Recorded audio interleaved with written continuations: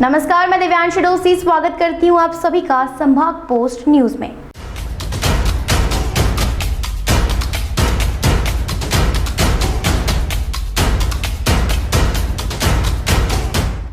12 जुलाई 2021 का दिन इंदौर के अलग अलग थाना क्षेत्रों में रहने वाले दो परिवार कभी नहीं भूल पाएंगे।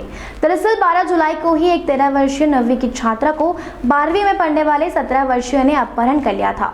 इसके बाद लड़के की गुमशुदगी का मामला तुगुगंज थाना और मासूम बेटी की गुमशुदगी का मामला MIG पुलिस के पास आया था।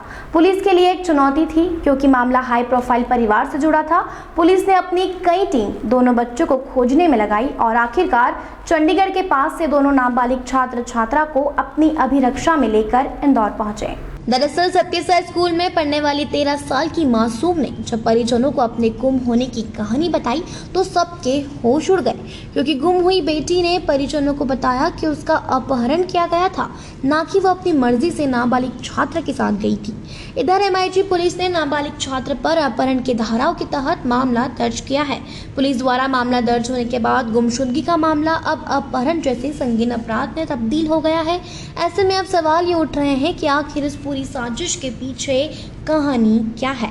बता दें कि पुलिस में मामला दर्ज होने के बाद अपहृत छात्रा के माता पिता ने मीडिया को जो बातें बताई वो चौंकाने वाली हैं। जहां मासूम बेटी की मां ने प्रदेश के गृह मंत्री नरोत्तम मिश्रा, BJP महासचिव कैलाश विजयवर्गीय और इंदौर पुलिस का आभार माना और बेटी के मिलने पर खुशी जताते हुए अपनी कॉलोनी के रहवासियों का भी मुश्किल घड़ी में साथ देने का शुक्रिया अदा किया। मैं और मेरे पति धीरज जोशी, श्री गृह मंत्री नरोत्तम मिश्रा जी, श्री कैलाश विजयवर्गीय, श्री रमेश मंडोला जी, DSP सर, दीक्षित सर, यहाँ के MIG थाने के दीक्षित सर, और मनीष कपूरिया जी DIG जो है, और क्राइम ब्रांच के जो एडिशनल SP हैं श्री गुरु पाराशर जी, और यहाँ पे SI सुरेंद्र सर और सीमा मैम, सभी का मैं तहे दिल से बहुत बहुत शुक्रिया करना चाहती हूँ। जिस तरह से इस दुखद घड़ी में उन लोगों ने हमारा साथ दिया, जिस धैर्य और अपनेपन से काम लिया, बहुत प्रशंसनीय है, बहुत ज़्यादा प्रशंसनीय है। मेरे कालिंदी पार्क जहाँ हम रहते हैं वहाँ के लोग 2 दिन तक सोए नहीं हैं, हमारे साथ घूमते रहे हैं। एक पल भी हम लोग दोनों को किसी को भी अकेला नहीं छोड़ा। कम से कम 15 से 20 लोग जमा रहते थे मेरे साथ और काफ़ी लोग इनके साथ, तो उन्होंने भी कंधे से कंधे मिलाकर हम लोग का साथ दिया। इसमें आपको कोई मानना है कि आगे कोई और कार्रवाई होना चाहिए? देखिए, मैं अभी इस बारे में कुछ भी नहीं बोल सकती। अभी हमने कुछ सोचा ही नहीं, क्योंकि हम उस स्टेट ऑफ माइंड में आए ही नहीं। अभी तो हम बच्ची को संभाल रहे हैं बस, कि वो ये चीज़ें बस किस तरह से सब कुछ। इधर मासूम बेटी के पिता ने बताया कि उनकी बेटी को उस लड़के ने उसी के स्कूल का स्टूडेंट बताकर दोस्ती बढ़ाई और घटना वाले दिन वो घर के पिछले दरवाजों से 5 मिनट का काम बोलकर ले गया। इसके बाद आरोपी छात्र ने उनकी बेटी को रिक्शा में बिठाकर खुद का व उनकी बेटी का मोबाइल बंद कर दिया। मासूम बेटी ने परिवार को बताया कि देवास में पैसे न होने के चलते छात्र ने सिम निकालकर उसका मोबाइल बेच दिया। मासूम के पिता के अनुसार इसके बाद छात्र उनकी बेटी को ट्रेन ले गया, जहां से वो जयपुर पहुंचे और वहां छात्र ने अपना लैपटॉप बेचा। इसके बाद दिल्ली पहुंचकर उनकी बेटी को छात्र ने धमकाते हुए कहा कि अपने परिजनों को फोन लगाकर बोलो कि मैं अपनी मर्जी से उसके साथ आई हूं। इधर इस बीच पुलिस की इन्वेस्टिगेशन जारी थी और पुलिस लोकेशन ट्रेस कर बेटी के परिजनों के साथ दोनों का पीछा कर रही थी। आखिरकार जब वो चंडीगढ़ के करीब थे तब पुलिस उनके पास पहुंची और बेटी को उनके परिजनों को सौंप दिया। बेटी के पिता की माने तो छात्र का चरित्र ठीक नहीं है और संभवतः उसके माता पिता या कोई अन्य इस योजना में शामिल होगा। हालांकि अब मासूम के परिजन इस बात का शुक्र मना रहे हैं कि उनकी बेटी सही सलामत उनके पास पहुंच गई है, क्योंकि वो भी बहुत डरा हुआ है मेरा बच्चा।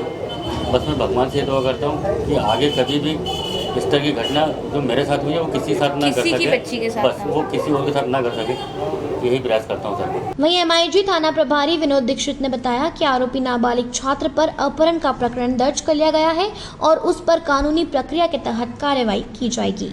दिनांक 12/7 को सूचना मिली थी कि बच्ची लापता हो गई है। उस संबंध में जैसा कि वैधानिक प्रावधान है, एक अपहरण का केस कायम किया गया था। उसके बाद लगातार ढूंढा गया था, तो ये भी सूचना मिली थी कि एक बालक भी गायब है। तो ये कंफर्म हो गया था कि दोनों साथ में गए हैं। उसके आधार पर लगातार हमारे द्वारा सर्च किया गया और हमारे थाने के जो सब इंस्पेक्टर सुरेंद्र हैं उनको और फैमिली के मेंबर्स को उनके साथ किया गया और जो जो सूचनाएं उनसे प्राप्त हो रही उनको शेयर किया गया। तो धीरे धीरे ये ज्ञात हुआ कि जयपुर गए हैं, देवास गए हैं, देवास होते हुए जयपुर गए हैं।